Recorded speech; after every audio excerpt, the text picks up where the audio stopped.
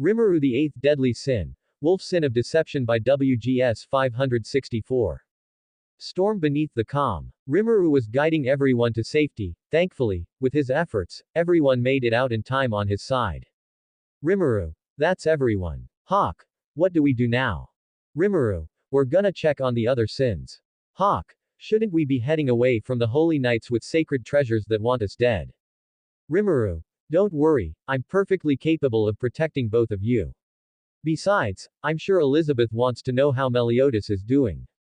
Elizabeth. I can't deny that. Rimuru walked off and signaled for Hawk to follow him while carrying Elizabeth, still miniaturized. Hawk. Even if I end up as roast pork, even if there's nothing left of me but my trotters, I'll still make sure to protect you, Elizabeth. Elizabeth. I can't let you do that. Hawk. What? Elizabeth. We're gonna get through this in one piece, alright. Rimuru. Just stick with me, besides, it's not like those guys'll get their asses kicked by some little girls again. Hawk. Wait, did you hear something? They all saw both Meliodas and Ban colliding into each other as they were tossed around like ragdolls. Elizabeth. It's Sir Meliodas and Sir Ban. Rimuru facepalmed and groaned as he made his way over to them. Gilla. Are you done as well, Jericho? What happened to your lips? Jericho chuckled. Jericho. He didn't make it past my warm-up exercises. Gilla. Disposing of the 8 deadly sins is no more than a side objective for us. Moreover, the enemy who warrants the most caution is still at large. They stopped in their tracks as they saw Rimuru standing behind the bodies of his comrades. Jericho. The wolf sin, I guess you might at least allow us to test the capabilities of our powers. Gilla. And it seems he's been so kind as to deliver the princess to us if this is to bargain for your life and the life of your comrades. Unfortunately, you left quite the nasty burning scar on my chest last time we met, so I'll have to repay that courtesy with Rimuru twice. Rimuru said, interrupting her. They wondered what he could mean as he walked over to Meliodas and Ban's unconscious bodies and grabbed their heads, and shook them as he spoke. Rimuru. Beaten by little girls with borrowed power twice. Is this what you both lost too? You're making me look bad by association. Elizabeth. Please be careful with Sir Meliodas, he's injured. Jericho. That little. Gilla. Don't underestimate him for a moment, we stand the best chance if we take him together. You go in slowly on the left, and all. Jericho. No, I'm taking him now. Jericho rushed Rimuru while his back was turned, he didn't even look at her as he placed a finger on her forehead, light shone from it, leaving Jericho on the ground writhing in agony. Rimuru. Like I said, nothing but little girls. Gilla made chain explosions surrounding Rimuru and his allies. Gilla. You are now trapped, you're already using your predator in its form, Beelzebub, over the town, and Azathoth would be too destructive to use here while gluttony is too weak to be used effectively. Rimuru. You really have done your homework. Azathoth would be too much to use here, just for a little girl like you, and who knows who could get caught in the void. But if I use something as weak as gluttony, I'd be a goner. Hawk. Ah, then what are we still doing here? Gilla smirked. Rimuru. Wow, was that all it took to convince you you'd won? Someone clearly hasn't done enough homework, should have stayed in school like a good little girl. Rimuru said as he raised his hand, he used Beelzebub once more around him, which absorbed all of Gilla's explosions. Gilla. How you've never been able to use the same form simultaneously. Rimuru. Not on records, of course, this is why we keep our cards close to our chest, but even if you knew everything about me, it would only discourage you. Bottom line is. Rimuru was suddenly in front of her face, his fingers inches away from Gilla. Rimuru. So long as you rely on that power, you stand no chance against a master of the light. Rimuru tapped her forehead, leaving her in the same state as Gilla, writing in agony. Hawk. Whoa, Rimuru's the real deal, you sure did a number on him. Rimuru. Come on, it's best we get you these two somewhere safe so I can heal their injuries. Rimuru grabbed both Meliodas and Ban by the hair and dragged them along with him. Elizabeth. Maybe you should be more careful with Sir Meliodas and Sir Ban. Rimuru. They'll be fine, still, it's slightly impressive that girl was able to leave wounds on Ban that he wasn't able to heal, or maybe it's just a sign of his over-reliance on his immortality. King. Hey, Rimuru, looks like everybody's been evacuated on my side. Rimuru. Oh, hey, King. King. Whoa, are the captain and Ban gonna be okay? Rimuru. I just need a good spot so I can heal them real quick without interruptions. I can't get sloppy when healing the captain, specifically, or he could get even more hurt. King. Well, it seems like you've about finished things up here as expected from you. He said as he saw Gilla and Jericho still writhing in pain. Rimuru. Oh, they're not so tough, all the more shameful that these two lost to them. It made them think that we're easy to defeat. Rimuru said as he continued to drag Meliodas and Ban by their hair to safety as King flew alongside him. Rimuru. Have you seen Diane around here? King. I think she went to get her sacred treasure, Gideon. Rimuru. That might be hard for her to carry if she's not at her natural size. We should get over there and help her if I can, at least store it for later, well, after I heal these two, that is you wanna help. King. Love to, but I've got questions for both of them.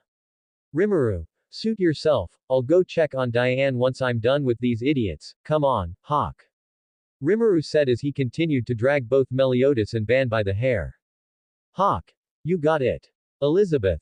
Sir Rimuru, I'll have to insist you carry them more gently. Rimuru. I respectfully decline.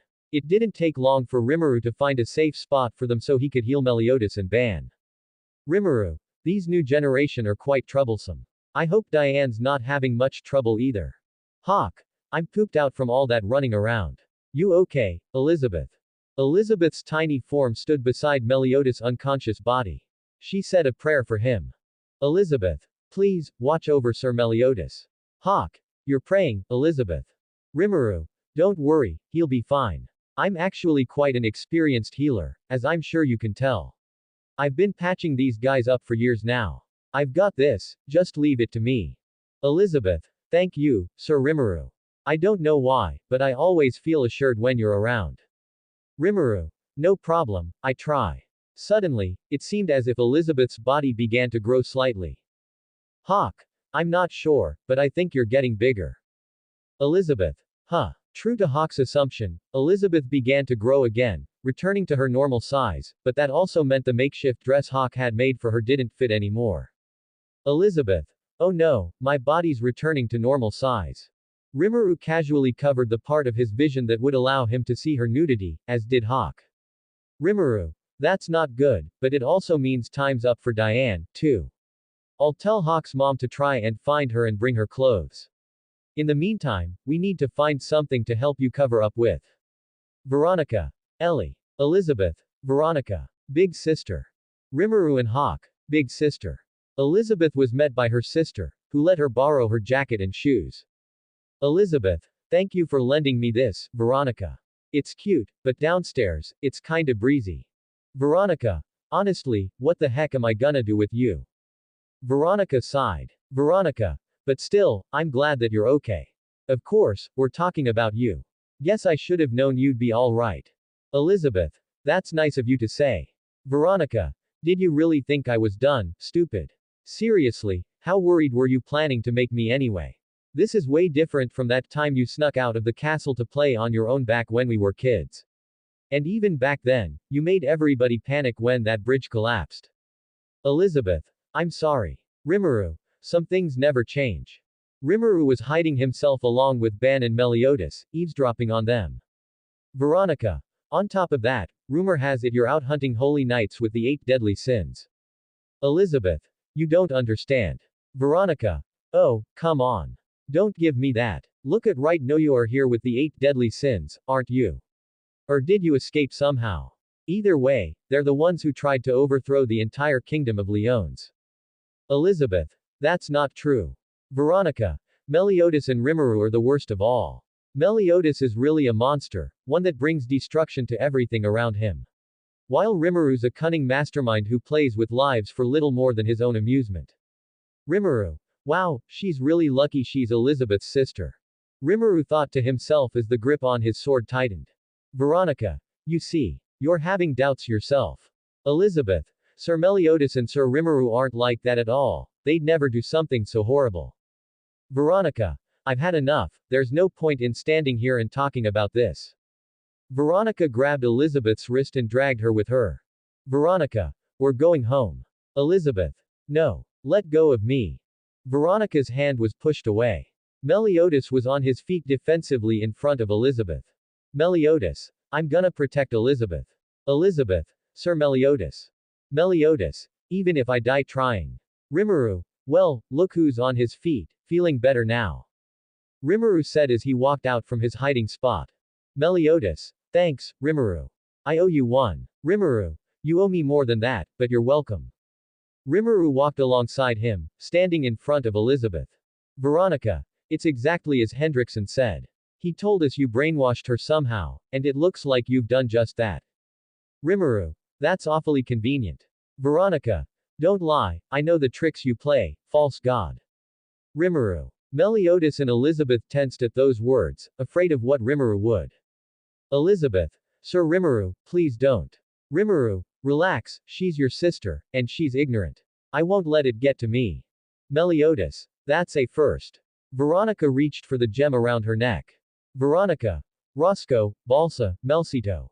A glow from the gem shone on Meliodas, and he was suddenly sealed inside. His broken sword fell to the ground where he once was. Elizabeth. Where did Sir Meliodas go? What happened? Rimuru. Goddess Amber. Not bad. Get trapped in this thing, and it'll be quite troublesome to break free. However, Merlin never really perfected this kind of magic. Rimuru said while observing the gem. Veronica looked at her hand to see the gem she was just holding, gone. Veronica. Wait, when did you? Rimuru. I could have just as easily taken your head, but I held back for your sister's sake. Try to remember that before you say something stupid.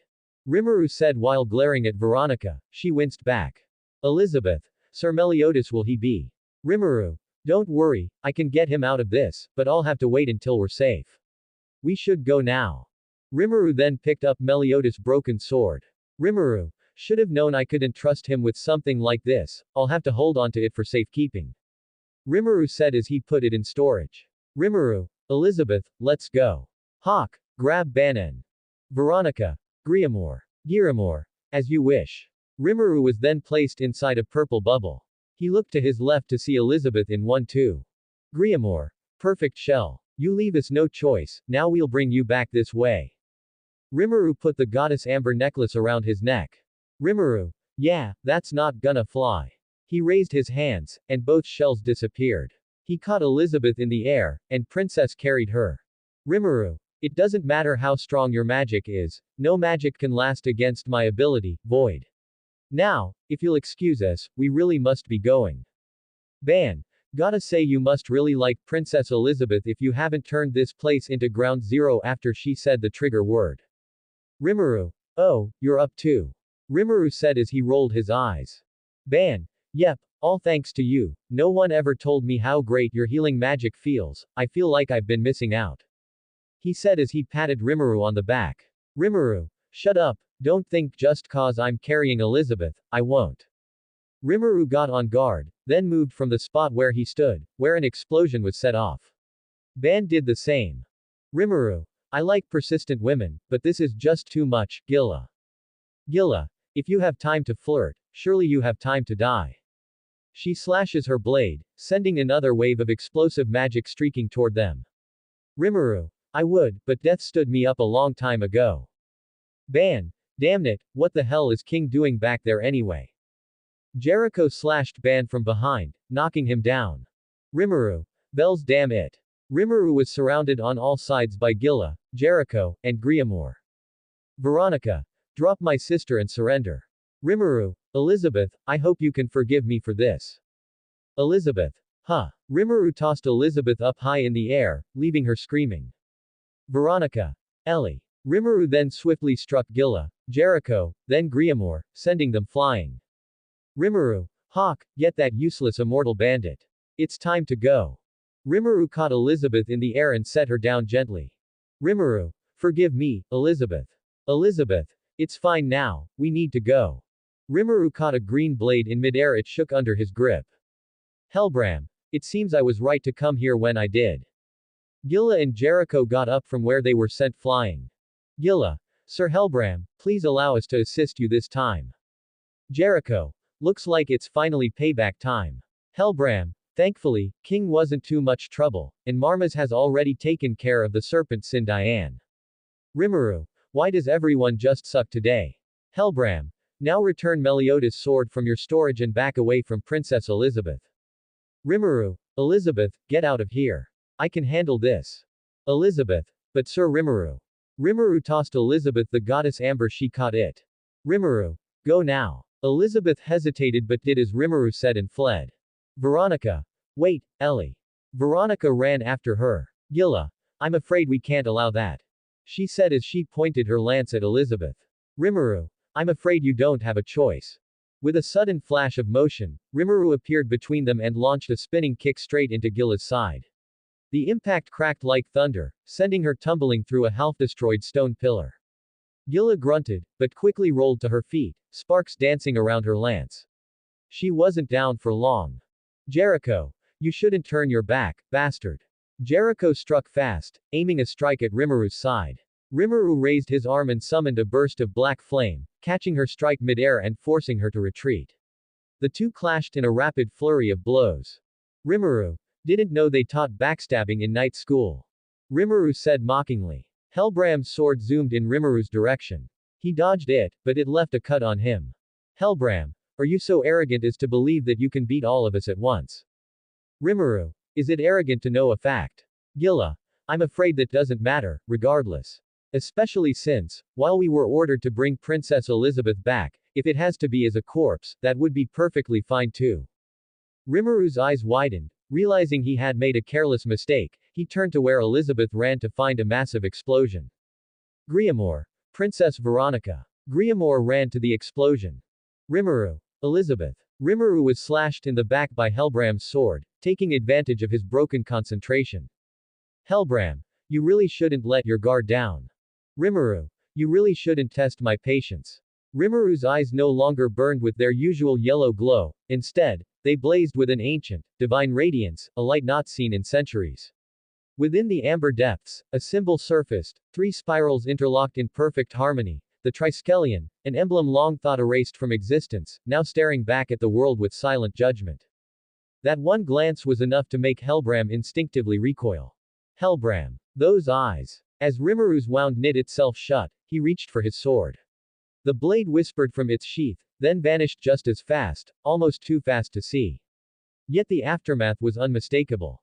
Gilla and Jericho collapsed, writhing in agony, while Hellbram dropped to his knees, vomiting from sheer pressure and fear. They all collapsed on the ground soon after.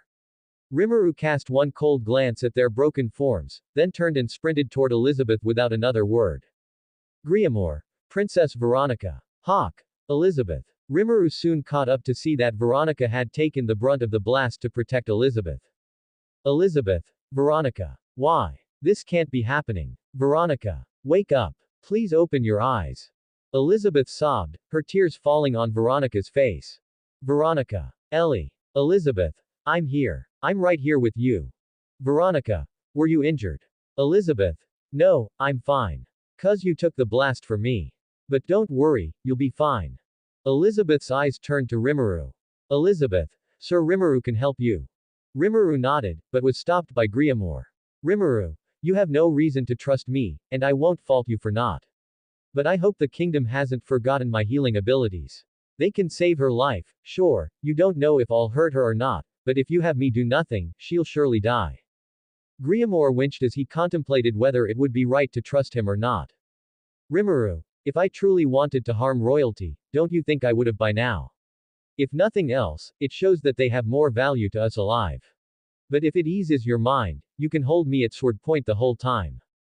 Griamore knew Rimuru could save her life, but how could he trust a criminal to be true to his word?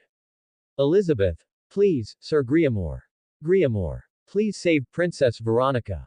Rimuru gave a silent nod and strode toward her, his steps calm, deliberate. As he knelt beside Veronica, the tension in the air thickened.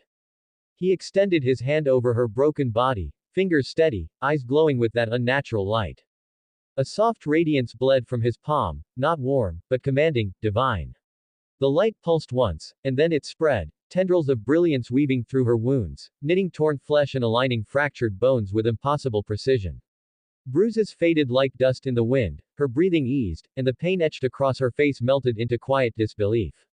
No incantation, no effort, just Rimuru's will, and a power that defied human understanding. Rimuru. She'll be fine, she just needs to rest. First and foremost, we need to wrap this up before anyone else gets hurt. Ban. Well, Vice Captain, what are your orders? Rimuru. Well, haven't you healed fast? Ban. After following your example of not how but where you heal these types of wounds, it's easy. But anyway, it's go time, and like the rules, so what are your orders? Rimuru. You're actually gonna listen to me. Ban. 8 Deadly Sins Law Number 2. If the captain is unable to lead for any time due to any circumstance, then the chain of command dictates that the vice captain shall lead. Given that I'll do what you say at least for now. Rimuru. Then get Elizabeth out of here. I'll hold on to the captain while he's inside the goddess Amber and free him later. You'll ensure Elizabeth's safety until I say otherwise. Ban. Aye, Vice Captain. Rimuru looked to Griamore. Rimuru. What are you going to do? Griamore. I will escort Princess Veronica to safety, and we will go into hiding. Thank you for saving her life, Rimuru.